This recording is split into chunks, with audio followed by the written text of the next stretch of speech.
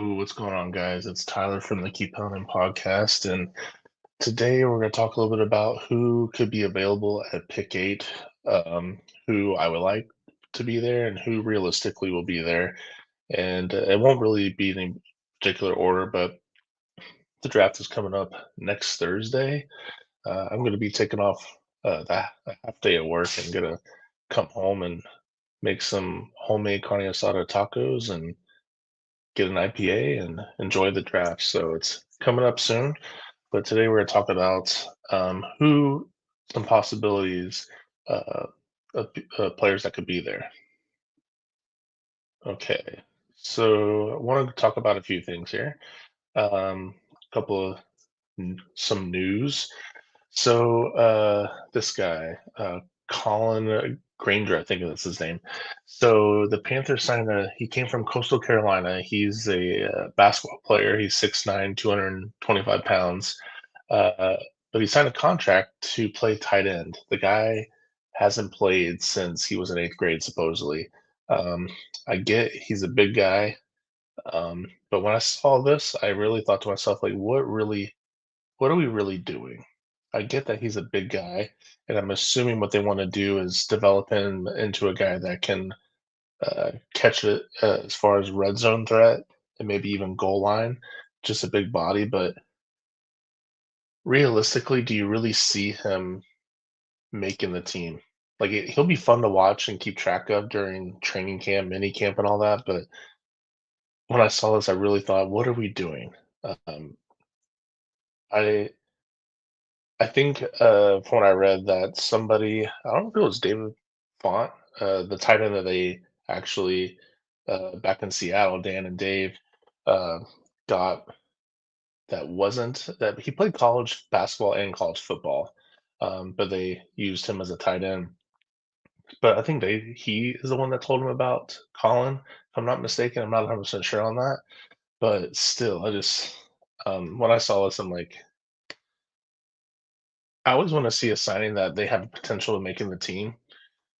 One is I don't think he has potential to make the team. No offense to Colin, but even if he's a practice squad guy, like, do you really see him developing into playing any reps at tight end in the NFL?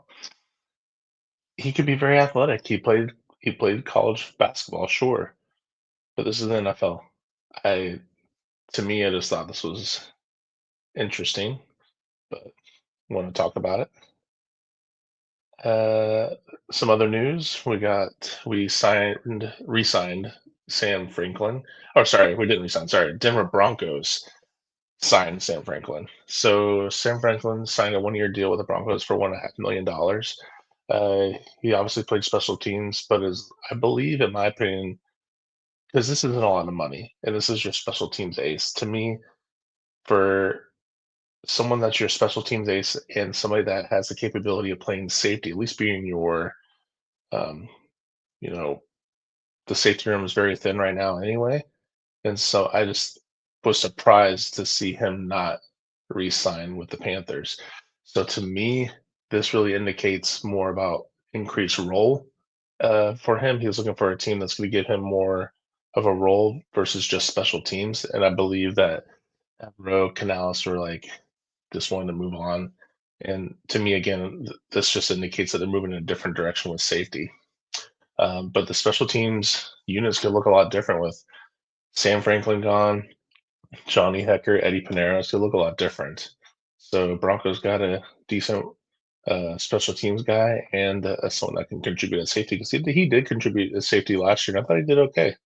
But this caught me by surprise here a little bit. Okay, so the last time I saw you guys, Dan Morgan and Brent Tillis did a press conference.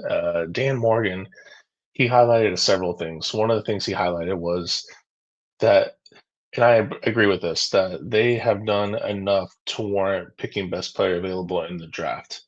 Um, he, I really think you can go offense or defense. In my opinion, I think defense is going to be the pick, but it wouldn't surprise me if they picked a Tyler Warren, a Ted McMillan, which we'll talk about in a second, even the Matthew Golden or some other players later in the later rounds, but I believe they put themselves in a position to pick best player available, which is what you should do in the draft. The draft is meant to pick talent.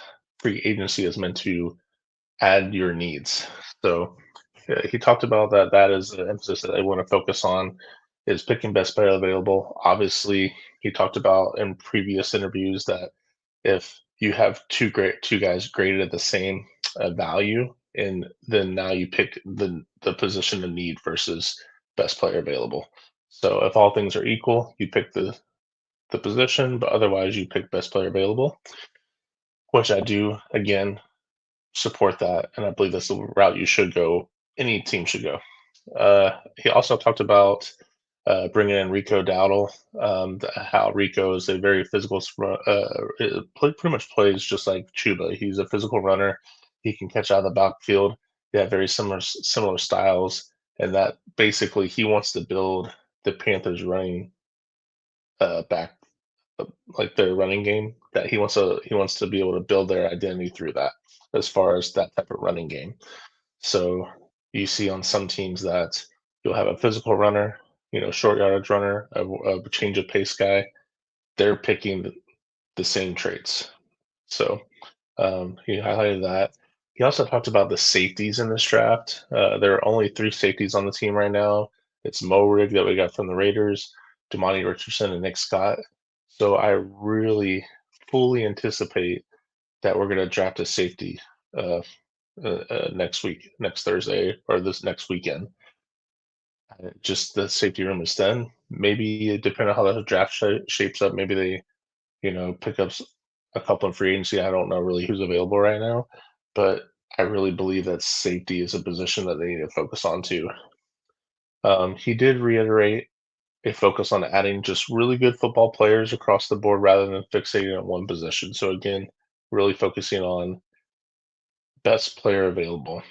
They just, and that's again with where the Panthers are at right now. The Panthers they have a lot of different holes, and they also have depth that they need to add to. So picking just really good football players, uh, best player available is going to add that. Then we had Brant Tillis. He talked a little bit. Brant just talked a little bit about the cap and how we have a little bit of space, but not a lot. He doesn't see us really signing many other guys. He did touch on the Milton Williams situation, and he did say that the Panthers didn't really felt like they had a deal done. Um, but with that, it did seem like the agent leaked info on purpose to increase the market for Milton, which makes sense. I would want that if he was my agent too. But Brent Tillis just talked about more of the cap. You know, we have some money to still do some things, but we're not going to do that many more things. We already did the bulk of it, but it wouldn't surprise me after the draft, depending on how the draft unfolds. Maybe we sign another guy or two. I'm sure they have some guys in mind, not just through the draft, but on, the undrafted pool as well. But I wouldn't surprise me if we did another signing or two after the draft. So just a lot of people have been talking about trades. So I want to touch on a little bit. Um, do people have been asking, are we trading up or back in the draft? I don't anticipate us drafting up. Um, maybe one or two spots in the first round. Maybe if like Carter, Graham, or Hunter falls down. So let's just say they fall outside of five or at five. I can see us possibly moving up, but even then, I think it's very doubtful. Dan has publicly stated in several interviews that he doesn't see them trading up. In my opinion, the Panthers either stay at 8 or they potentially trade back to acquire more picks. Um, and we'll talk about in a second some stuff that's going on, but there is potential for us to trade back. But I also, if we can trade back, I really honestly believe that we're not going to sit there and wait till pick 57 to pick. I really think we're not going to just sit there at pick 57. I really see us moving up, and Dan has shown that he will move up in the second round. But the first round, I just don't see it unless we trade back. Um, The picks we have this year is obviously our first round pick, which is eighth overall. Our second round pick was acquired by LA with pick 57 when we traded last NFL draft before we traded back up to pick Brooks. But that's when LA picked up a defensive player. Um, and then we had our original uh, second round pick, which would have been 39th, was in the Bryce trade. So that 39th pick will go to Chicago. We have a one third round pick, which is pick 74.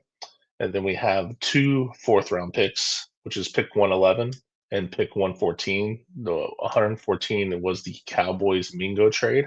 So that's a free pick. And I really anticipate these later rounds to use as ammunition to move back up because there's a lot of talent between like pick 10 to 40. There's not that much difference. So I don't see us staying at 57. We have round two fifth round picks, which is our original is 146, and the Devontae Johnson trade with the Ravens. They give us a fifth round pick for him, which is pick 163, and then a seventh round pick, which is 230, which is actually the Arizona Cardinals' original pick, which is when we traded, believe it or not, Chosen Anderson, Robbie Anderson at the time. So again, I don't anticipate us trading up in the first round, but I do anticipate us trading back. I think that's a real possibility trading back, but I don't think you'll see that much trading going on in the first round, uh, especially like picks 1 through 10, maybe 1 through 15. And after that, I think you'll see a lot of movement. So, some rumors that were flying around.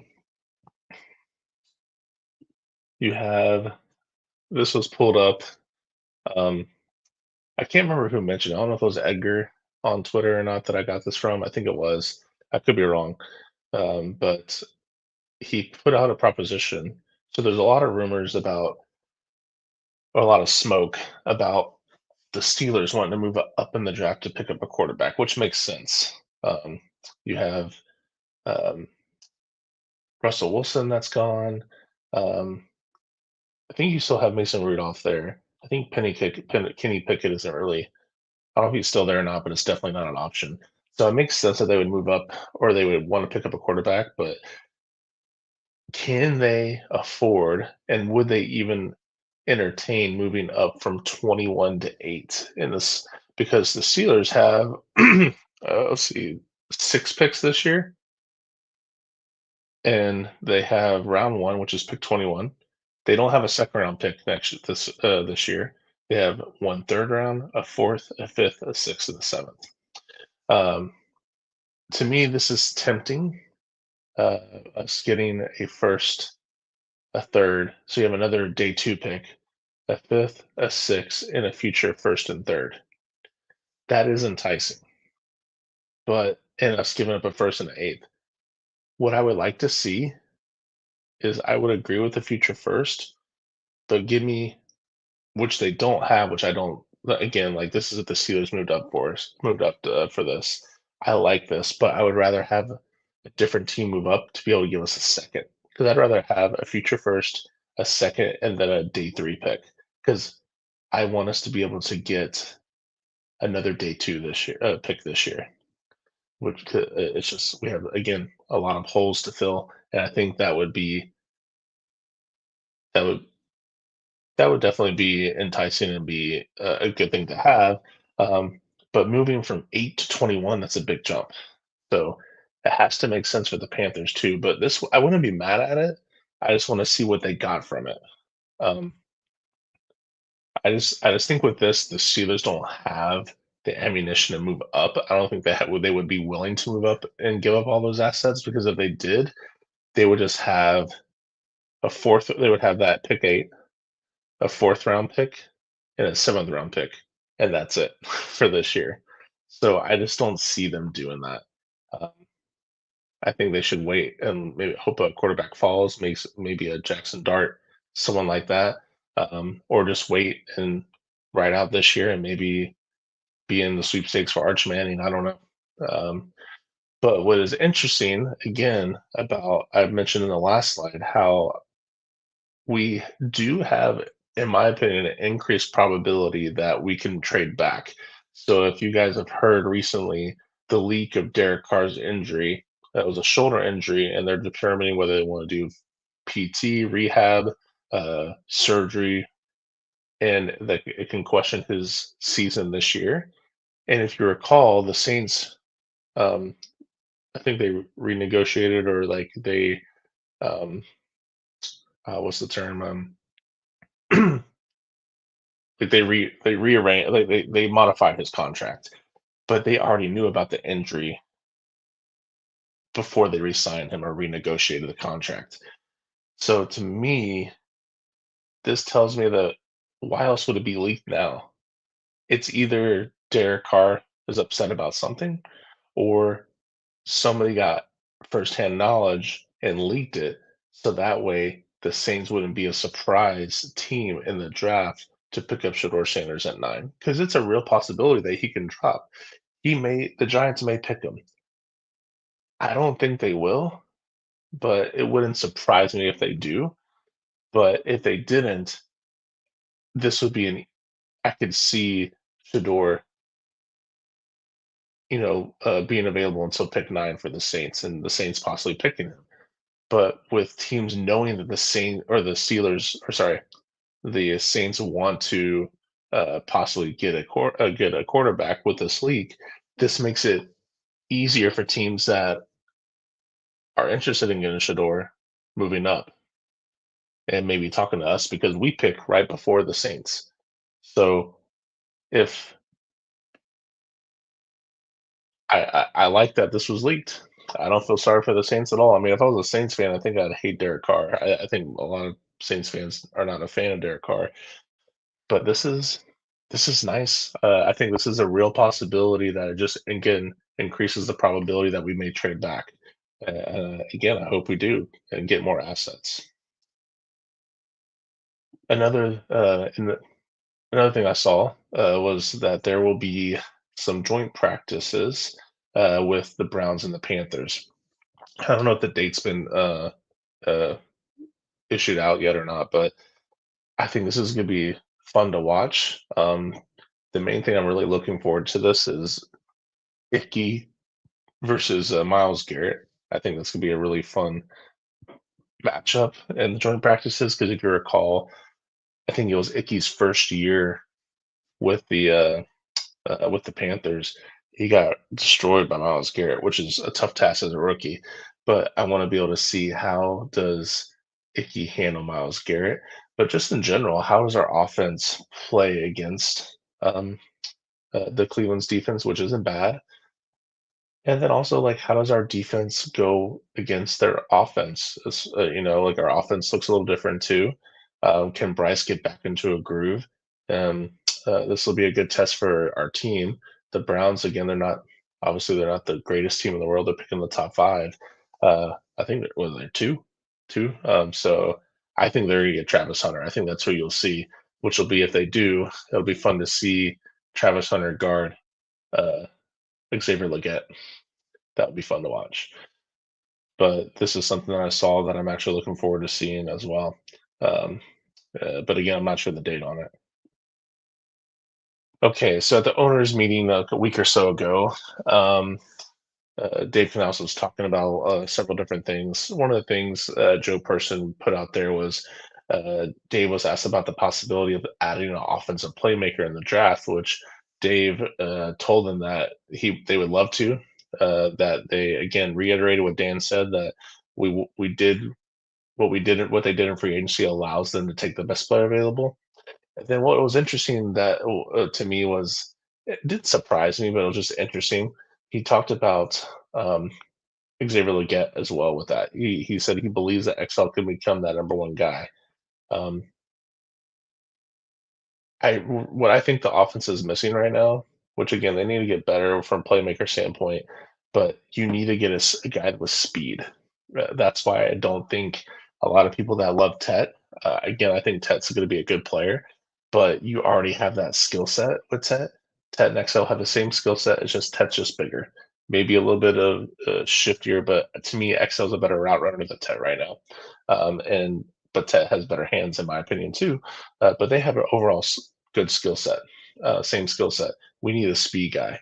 So again, with XL, he had some critical drops in crucial situations, but I think if he had like the one with the Eagles, if he caught that, and there's another one that I forgot about that uh, was it really hurt our chances of winning with the drop. I can't remember who it was, but he had 2, 3 crucial drops in the season. If he caught one of the like the Eagles game, we wouldn't be talking about this. That's a big time catch. But yes, he has to get better. But this is his first year. He improved tremendously with his route running and separation. He just has to finish the catch. That's it. Let the guy develop. Give him another year. I believe in giving rookies 3 years. After 3 years, you know what they are. But you can't give up on Excel after 1 year. He has shown a lot of growth. Yes, you would have liked a little bit more production. Yes, you would have liked him to make some clutch plays and those clutch catches. But let the guy isn't a bum. Do I think Ted's maybe a little bit better than XL? Sure, but I'm not drafting Ted just because I think he's a little better than XL. They have, and I think Ted's going to be a good player, but he's not a Mike Evans. Some people make him out as a Mike Evans. He's not. But I did find that interesting, and to me that was a clue with Dave saying that Ted isn't the pick. I really believe that Ted isn't the pick. Um, Dave Canales also talked about Icky. They asked him about, how do you feel with him at left tackle, and he said, "I think we have our left tackle." So there will be an extension, in my opinion. I don't know if it'll be this year or not. Maybe it will be during before the start of the season, um, but we'll see. Canales called Icky a dominant run blocker, reliable pass protector, and he admitted he needs to improve his hand placement. But overall, Icky's a good player and he's improved year after year. And I do think he warrants an extension. Do I think he'll get a top 5 extension? Maybe not. But Icky's a good solid left tackle. And Dave did back that up by saying that pretty much he's our left tackle. So I'm sure they've had some talks about, hey, we want to keep you long term, but again, I don't think they're in negotiations right now. But I do think after the draft, maybe they could be. Um, Again, just like Dan did during his press conference, Dave also mentioned he talked about Chuba and Rico. Again, same thing, kind of reiterate what Dan said. Having two running backs with the same running style versus complementary. They like the hard running style, yards. They're not going to really beat you with their legs, like speed, but they're just like get to the gap, get to the hole and just run north and south versus like going east and west. Just get those extra yards. They're really good about getting 1, 2, 3, 4 extra yards after contact. And so it's going to be fun and interesting to watch Chuba and Rico this year. As far as does Dave Canales start to add more running plays with two solid running backs? Because if you remember, obviously last year Jonathan Brooks was injured, and so you had Miles Sanders. Was it Blackshear? Like, was there really a reliable number two? Because Miles Sanders didn't prove that he was reliable at all. So I think that might have kind of stopped Dave from calling as much running plays as he would like. But to me, there's no excuse now not running the ball as much as he says he wants to. So that's something I'm excited to see during the season. And Dave was talking a lot about Jalen Walker, which was, again, I think that's the most likely pick. And we'll go over some players here in a second here. But uh, Dave mentioned a lot about Jalen Walker, which we'll talk about a little bit later. So now this isn't in particular order, and I'm gonna go over some like love to have this player, but I'm gonna go over some of a couple of like I hope this person falls to us for some reason, but I don't anticipate it. So Travis Hunter. Travis Hunter is my number one player on the board. He is to me, he is going to be an elite cornerback. Like he's going to be like the best cornerback in the league in 2 3 years. He has He's very athletic, obviously. He accelerates very quickly. He's very versatile because he plays both corner and receiver. I think when you draft this guy, you're not going to have him play 100% corner play receiver. There's just too much wear and tear, and I don't think he would withstand that. But I do anticipate whoever drafts him most likely is going to pick him as a cornerback. Um, that'll be interesting to see. Like, is he a receiver or a cornerback? To me, he's a cornerback. He's going to be a really good receiver. Let's just say that you pick him as a receiver, he will be a really good receiver, but he won't be elite as much as I think he'll be like no questions asked, elite cornerback in the league. He's gonna be amazing. But you have to be able to, if you're picking him, in my opinion, you have to be willing to allow him to be in some offensive packages to utilize his talent. This guy is just ultra talented, and I think whoever gets him, that they should do both. But you can't. You have to have in the NFL. You have to have someone, even if you play different positions, you need to allow that player to play one position primarily and just excel in it. To me, he's super athletic, but the NFL is different. But I do think I would love this pick. There's just no way that's going to drop to 8. I would love it to happen. Um, but I do think he'll go to the Browns. The Titans there look like they're drafting Cam Ward, but I do think he will go to the Browns, which would be cool because again, we're going to do joint practices with him, and I would love to see him guard our receivers. Um, but this guy is just phenomenal, phenomenal player. Um, but I don't see him getting outside of 3. Uh, and then another player that I would love to have, Edge Abdul Carter. So Abdul Carter, he plays like Micah Parsons. He's not Micah Parsons right now, but I think he has the skill set and the ability to be that. I just don't think he's as strong as Micah is right now. But he's just pass rush dominant. He's very quick and explosive. He has very good bend. He has a lot of different moves to beat the tackle outside and inside. He's able to beat off blocks in the run game. He has a relentless motor. He had 12 sacks, um, 5 forced fumbles, 3 pass breakups, 24 tackles for loss, which he led the FBS in total tackles 67.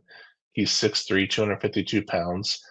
He didn't participate in the 40-yard dash, but based on what I see on film, I think he could run a 4.5 easily. Um, he was Big Ten Defensive Player of the Year and unanimous All-American honors. So he's had some knocks on his strength. That will get better, but this dude is just like he not that he's a reliability in rush defense, but he's definitely more of a pass rush dominant player, and he can play edge and outside linebacker. I think he has that versatility just like Micah does. Again, I think he will. To me, I think this will be the Giants pick over Shador. But again, you don't. I think this is going to be the most exciting NFL draft that I've seen in a long time because I, typically you know who the top 5 are pretty easily. I think after the Browns, and that's not even 100%. It's just we don't know what's going to happen. It's supposed to be a lot of fun to watch. And then the other person that I would love for us to for them to fall to us would be Mason Graham. Mason Graham, if we did select him, which I think out of all these 3 guys, he would be the most likely to fall, but I still don't see him falling out of like 6, uh, even 5. To be honest, if I had a bet, I think he gets picked at 5, but I don't see him lasting to 8. Again, like this is someone like if we went from like 8 to 7 or 8 to 6 and gave up a third, I wouldn't be mad at it. But this guy, I would love to have on our team because you would have Derek Brown, Bobby Brown the third, I believe it was a Bobby Brown Jr. I can't remember, and Mason Graham, and now you have the defensive line that was a weak point, now one of the strongest points on your team. But Mason Graham, he's 6'3", 300 pounds, played 12 games last season, had 45 tackles, 7 tackles for loss, 3.5 sacks. Some people are not a fan of that, but to me, it's like it's not just about the sacks; it's about the pressures. He disrupts the line. He is great with pass rush and rush defense. He has a super high motor. He's had three or one blocked field goal. He's had 34 pressures, which was among the highest for FBS interior defensive line. Some people again have size concerns. I don't. The film doesn't show any size issues at all. And then again with the production concerns, 3.5 sacks. Okay, I get that. But this dude, if you look at his tape, like they game plan against him. This guy's a disruptor. I want him on my team. This guy, I would fall if you gave me Mason Graham, I'll be so excited, so excited. But again, these three players, I just don't see lasting to 8. Now, when we get to we're going to get to some players that will be there at 8, most likely. So Jalen Walker. Jalen Walker, ESPN has ranked him as the most likely prospect to be drafted at 8. He is an intelligent person, great leader that I've read what Dave Knopf talked about how the whole defense talked about how great Jalen Carter is as a leader. He has that Frankie Louvu type of skill set. He is NFL ready for off-ball linebacker. As an edge rusher, he needs to get bigger, bigger frame, which will come, but he will give you the most needed edge rush that we need. He will impact the defense right away. He's very athletic. He has again great pass rush ability. More and more, I believe that this is the pick if we stay at 8. If Mason Graham, Abdul Carter, and Travis Hunter are gone, which is very likely, to me this is the pick. I don't see any other scenario.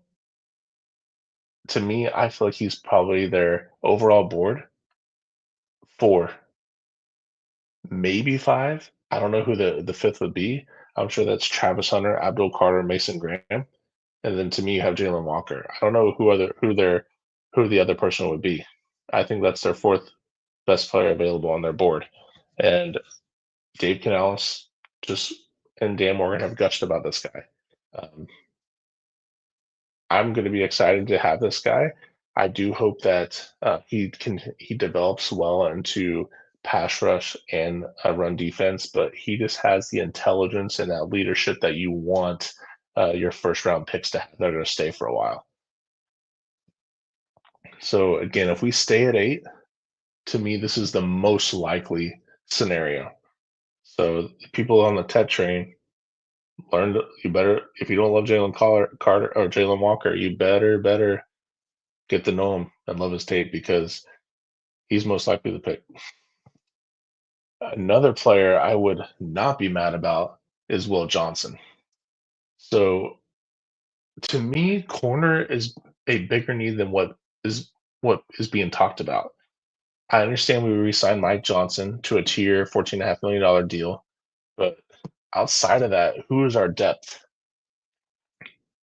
Again, I still think edge is a bigger need, but corner is there. So is safety, but corner is there. And you saw how bad our corner was last year, corner just secondary. And this guy is a big cornerback. He's 6'2", 200 pounds. He has great route anticipation, and he has good ball skills. He excels in man and zone coverage. Uh, and to me, if you draft him, does that allow Evero or will Evero allow JC to travel when we do man? So that way the opposing offense doesn't scheme against that because we saw last year how JC didn't travel with the number 1. He played zone a lot, and the number 1 was, okay, JC is over here, so we're gonna move our number 1 over here, and he got beat all day long. So I think if we get Will Johnson, will that allow when we do man for JC to travel? And even if we're doing zone, Will Johnson is a good corner. Um, some weaknesses that about this are the injury concerns. He did have turf toe injury last season. He only played 6 games last year. He had a shoulder contusion and had to exit a game. Post combine, there's an injured hamstring. He couldn't participate in his pro day. So now the risk with this though is you have 2 corners that are injury prone, which I'm not a fan of. Will Johnson, the talent on the field is amazing, but now if you draft him, the biggest con to this is you have 2 cornerbacks that are injury prone, and that's a risk, obviously. So, um, to me, that's the biggest concern drafting him, but as a talent, this guy is phenomenal. I think as far as cornerback play, he's not far behind Travis Hunter at all. They're very close. To me, he'll be an all-pro, if he can stay healthy. But I think cornerback Panther fans need to again, I still, we still have another year to keep at, next year, we still need to add, we're not gonna be able to fix everything in one off season, right? But cornerback is gonna be a need. If we don't address corner this draft, it's gonna be a need. But Mike Jackson, he does have the capability. He's a good player, but we need depth. And I wouldn't be mad at if we drafted Will Johnson. Now we have Mike Jackson as a depth player. That's a very strong group. But um, it's going to take another offseason to kind of get edge, receiver, corner, safety. Like there's still some needs there, and then also depth wise. So we're still a young team that's building, but again, that's why I like drafting best player available, so that way we have the best player available guys, and then in free agency we can sign for need. But Will Johnson, I think, is a very strong possibility at 8, especially if supposedly the Patriots they're really in on Jalen Walker. I don't think they will get him at 4. I think that's who they're picking at 4. I think they'll pick Mason Graham, um, i- i- in my opinion. But if again Hunter, Abdul Carter, Travis Hunter, Abdul Carter, Mason Graham, and Jalen Walker are gone, I think Will Johnson is a very strong possibility at 8. Another player that I like actually, that I'm high on, not a lot of people are high on him, but to me, he is James Pierce, edge out of Tennessee. He I really, really like this guy's film. He's 6'5", 242 pounds. He ran a 4.4 on the 40-yard dash, which is the fastest among defensive linemen at the combine. His 10-yard split showed how explosive he is. He played 13 games last season. He had 7.5 sacks, 10 QB hurries. He averaged over 4.5 yards tackles for loss. He had 13 tackles for loss. That's total to 62 yards total. The guy can get to the quarterback. He ranked second in the SEC with pressures, and then he was 12th in the FBS among edge rushers. He has elite speed. He's very quick. He likes to juke his opponent going inside and outside. He's very twitchy. So he reminded me of I couldn't remember the player's name for the Colts, Dwight Freeney. He reminds me of Dwight Freeney. He has really good pass rushing ability, but he's very twitchy and bendy. I just think he needs to add some muscle mass and get bigger.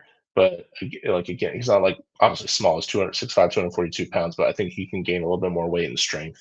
Uh, but you could actually see on film that he lacked the strength at the point of attack. Again, he will get stronger, add more weight with age.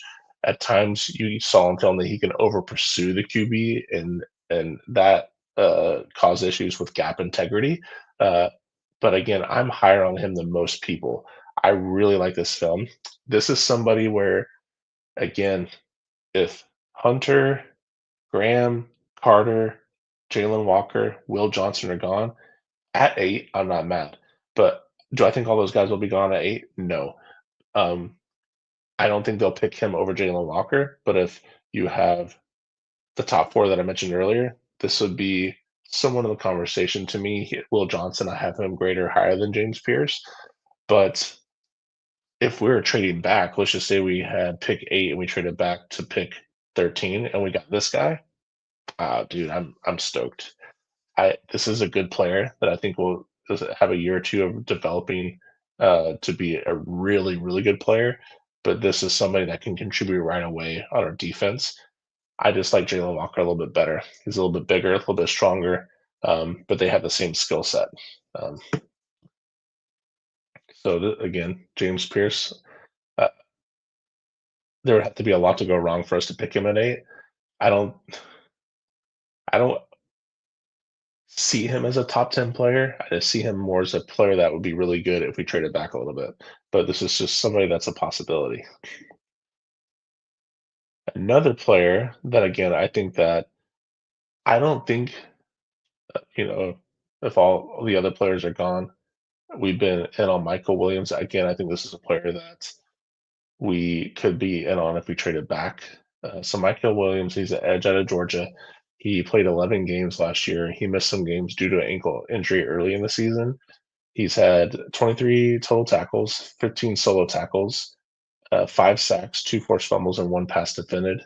He's 6'5", 260 pounds, which is prototypical NFL frame. He has a 40-yard dash of 4.7, very quick. He excels in run defense, which is an Evero uh, love thing. Yeah, he loves having his players run defend first, have good gap integrity, and then develop the pass rush. He has amazing upper power strength and has a high motor, and he's only 20. So this is someone if we traded back again, they could have him graded slightly higher than James Pierce. I think they may actually do. I just like James Pierce personally, but this is someone that I think again, if we trade back, this is someone that we can target. Some weaknesses with him though is limited production with only 5 sacks. He's still raw. He's young. He can be slow off the snap at times, but this is someone that can be a good player, but really develop into a very elite player after a couple of years. So this is someone that, again, I think it's if we traded back, yeah, and someone wanted to jump in front of the Saints to get Shador Sanders, this could be someone that we pick up later in the first round. Tyler Warren. A lot of people have been high on him. Tyler Warren, tight end from Penn State, I believe, or no, was it Penn State? Penn State, right? Yeah.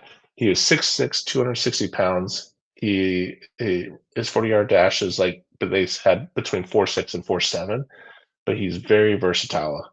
He can run at goal line situations. He's obviously a receiving threat, a tight end. He can pass, he can block, and he's also passed at times.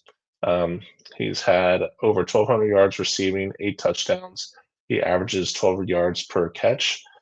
His rushing attempts, he had quite a few. He had 26 rushing attempts with 218 rushing yards, but and rushing touchdowns. And then he's thrown 6 times and had 3 completions for 35 yards and a touchdown. So he's very athletic. Obviously, he's an immediate starter, and to me, he's going to be an elite tight end. It's just, again, I wouldn't be mad at us picking a tight end at 8, but he's not. I just don't think it'll happen. I wouldn't want it to happen either. He's a great player, but tight end at 8, I, I don't know. But I would like him better than the next guy. But again, if we traded back and a lot of your edges are gone, Tyler Warren, I think, will be a great player. But a lot of people are high on him. I know Cody from C3 is. I just don't. I just don't see it happening at 8. Don't see it. And then the last player I want to talk about is Tech McMillan. So Tet had 84 receptions for over 1,300 yards, 8 touchdowns. He averaged over 15 yards per catch and averaged pretty much 110 yards per game. He's 6'5", 212 pounds. He's tall, long arms, big hands. He's great at contested catches. He led college football with 26 contested catches last year. His hand and ball skills is exceptional as far as hand-eye coordination. He is, to me, a better catcher than Excel. He has reliable hands, very minimal drops. For a big receiver, he's surprisingly nuanced, using subtle head fakes and leverage to create separation. So his route running isn't terrible. He's effective on slants, curls, deep posts. He's not just a fade or jump ball guy. He has several routes he can run. I just think Excel is more polished as a route runner as of right now. Body control, he does have good body control when he adjusts to poorly thrown balls midair, and he does obviously excel at high pointing passes. Um, you can play him, which he played in Arizona, outside and inside. He broke Arizona's career receiving yards record, which was over 3,400 yards in 3 seasons. And he's had 66 catches of 20 plus yards and more in college during his career. Um, so again, I would say with Tet, and I've mentioned this before, we all agree that the Panthers need a better they need more weapons at receiver, tight end. They need more weapons. And I would say half the fan base is really wants him. And it's warranted wanting him. But looking at his tape for me, he isn't a top 10 worthy pick, in my opinion, right now. Can he be a good player? Yes. And he honestly, if they picked him at 8, I'm not mad that they pick him. I think he's a good player. I just believe that there are other players that, to me, that I have graded higher that I would prefer to have on my team. Do I think if you put him on the Panthers, does that make the receiving room better? Yes. But also, again, we talked about how they have, to me, Jalen Coker and and Tet have all the same skill set. It's just Tet, again, better catcher, a little bit bigger, but they all have the same skill set. And if you have the same skill set, then you're taking reps away from those two. That's a big reason why I don't think this is going to happen. The comparison that people give him saying that he's like a Mike Evans, I think is ridiculous. He isn't as fast as Mike Evans. His routes aren't as crisp. He doesn't get in and out of his breaks as fast. He doesn't separate as well. Again, I'm saying this because I'm just basing it on the tape that I watch. I still think he's going to be a good player. I just don't think he's going to be top 10 receiver worthy player. I just don't think it's going to happen. I think that the Panthers are going to go after a speed guy. I think Matthew Golden is going to be not at 8, obviously. I think you're going to see a receiver at the second round. I think you'll see us move up in the second round if we don't trade back and get more assets. I think you'll see us move up in the second round and get a speed guy. Um, and I'll make another video about like some second round talent that I think that we could possibly target. But I just don't see us drafting 10. And I know I'm nitpicking a little bit, but when he mentioned that, "Oh, I don't really watch tape," I know that was a year or 2 old, you know? Obviously, if you're in the NFL, you're gonna watch tape, even if you don't want to. But you remember, I still think this is a key, uh, piece of information that's important. Dan and Dave want guys that love the game. If you're not watching tape and you don't like to watch tape, because tape is obviously gonna make you better, it's gonna help you learn your opponent better, which is gonna help you perform better. If you really love the game, aren't you gonna watch some tape? I just don't think I don't think that's gonna happen. I really don't. And then where is his value warranted at? I just don't again, I don't see him at 10. I see him at I honestly believe he'll be outside the top 10. I think he'll be 13, uh, you know, or, I don't think he'll be in the top 10. I really don't.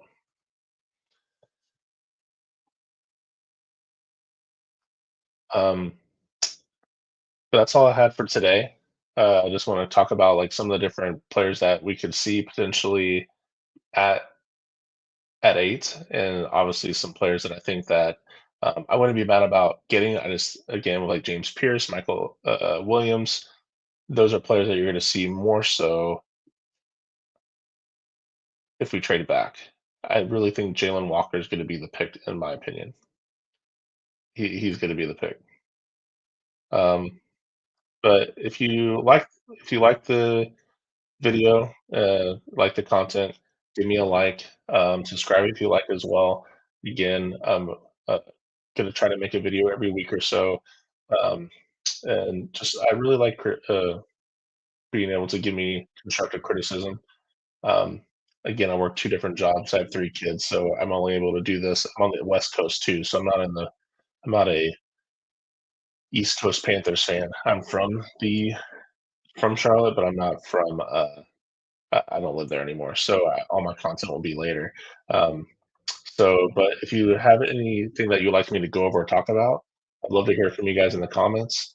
And thanks for watching. Talk to you guys soon. Peace.